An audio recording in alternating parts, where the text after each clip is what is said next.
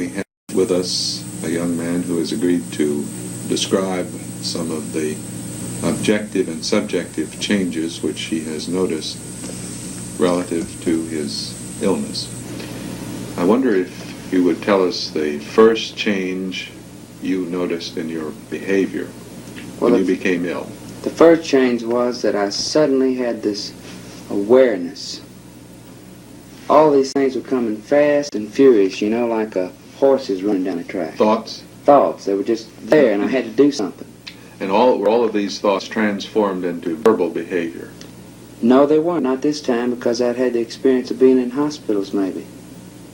I learned the hard way, through experience. What had you learned? I had learned that you better keep your mouth shut and try to get help. I didn't know why I went to the doctor. You were speaking faster and thoughts were coming faster. Well, I was speaking faster over in the administration hall. You are a biology teacher? Yes, I am. A biology teacher should teach biology and stay right in his lab.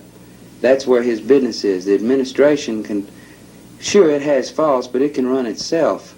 Only through time are changes able to come, you see. Did you notice that some of the thoughts you have and some of the verbal behavior was not associated, that is, did not follow logically one upon the other? In other words, I didn't notice this. You would say things that weren't exactly connected. Oh, yes. I had a friend that told me last year, he said, I would have known your brother any place, Edgar. He says, because he's just like you. He can talk about music 1 minute, and just in a half a second, he's talking about football. He says, I wish I had this ability. And I was depressed, I thought. Edgar, since you have been sick, have you noticed that the things you would say were not always connected? You jump from one subject to another?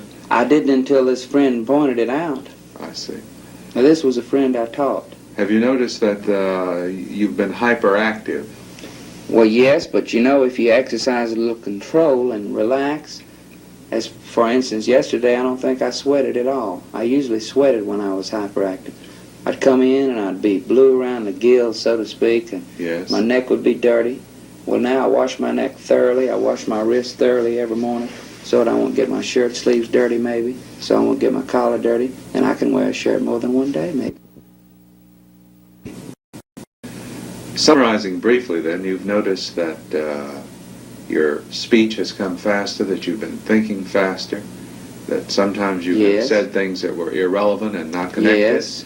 And that you have been moving about somewhat faster since you've been sick. As is obvious as the way I go up and down the hall. How have you felt? Good or bad? Blue? I felt good, but I have known that I should be careful, be diligent, be cautious, be prudent. Be diligent and cautious of what? Of other people's. You can do anything you want to, providing you keep it to yourself. You think some of the behavior you have been exhibiting may have been offensive to others?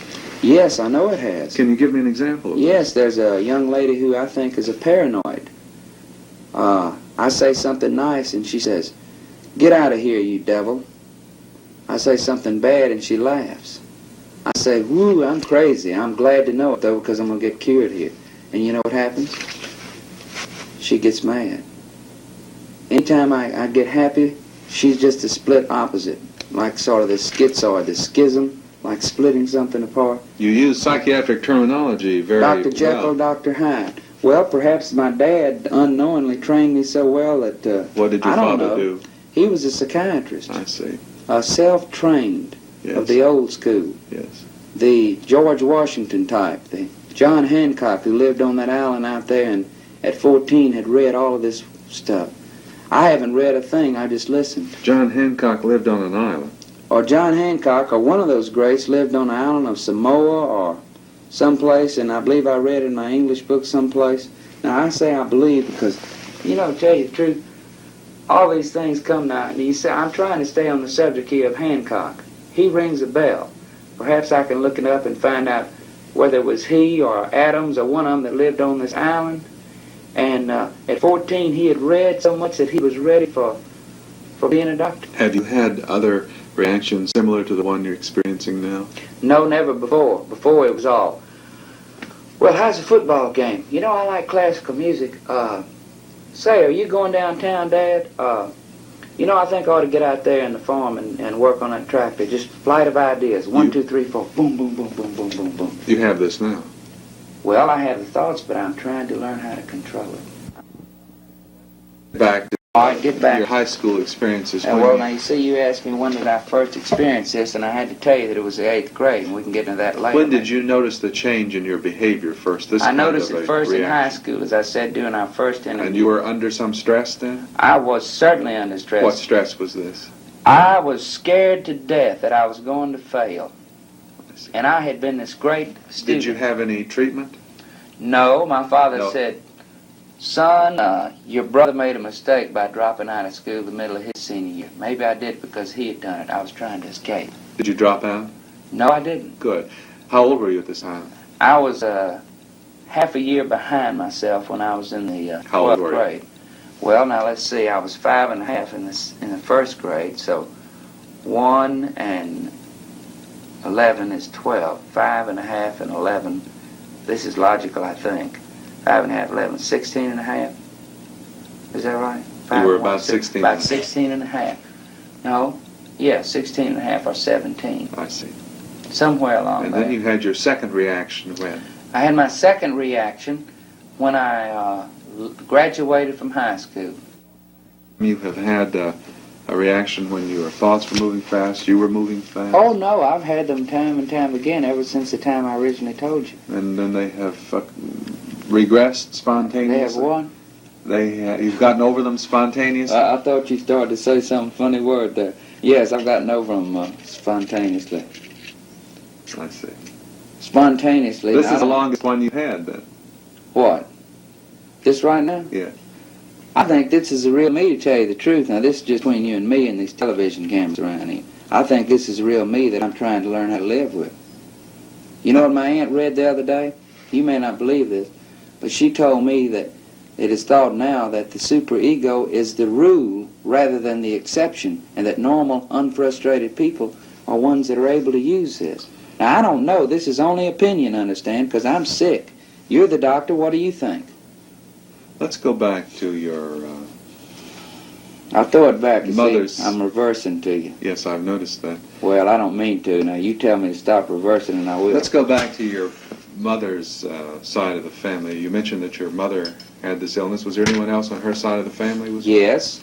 She had a brother who was about 10 years or so younger than her, who was very upset.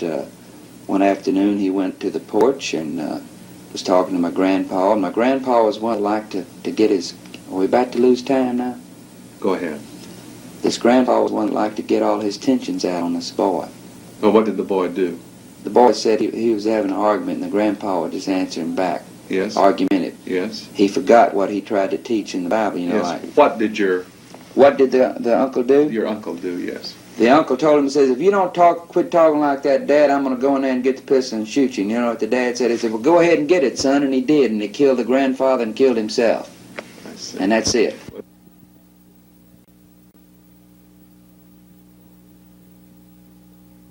Have you recall now for this episode you had? You recall how you were feeling and behaving and some of the thoughts you were having? Yes, sir. I believe it actually began back in August. Of this year? Of this year. Yes. I believe I was actually... I realized it perhaps subconsciously. I don't mean that I really realized. I knew something was wrong. Yes. How did you know something was wrong? Well, I started losing weight. I was able to concentrate on getting back down to the weight I was when I was in college. Yes. Only when I got down to my original college weight, I wasn't satisfied, and I was able to do without eating, without any noticeable discomfort. And I got interested in just about everything that was on the campus. I mean, organizations, improvement of the academic areas, adding new courses, better student-faculty relationships. I was just doing too much, really. You were trying to do too much? Trying to do too much. Was your appetite good at this time? You said you'd lost some weight. Well, I had a good appetite, but I forced to diet on myself. I diet on myself. You were moving around a good bit, too, weren't you? Yes, sir. I was going just lickety-split. Lickety-split. Yes. What kind of thoughts were you having about other people? I thought of other people as inferior to me, to tell you the Inferior. truth about it. Yes. You felt euphoric? I felt euphoric. I felt that I was so, more or less sitting on top of the world, and Nobody could touch you. nobody could touch me. There you That's go. it. You did have these spells of crying, though. Yes, sir. Why were you crying? Do you remember? I don't quite remember, Dr. Irwin. I remember crying. I remember I had some remorseful feelings about my mother. I think I was thinking perhaps we could have yielded a little bit more to my mother's desire.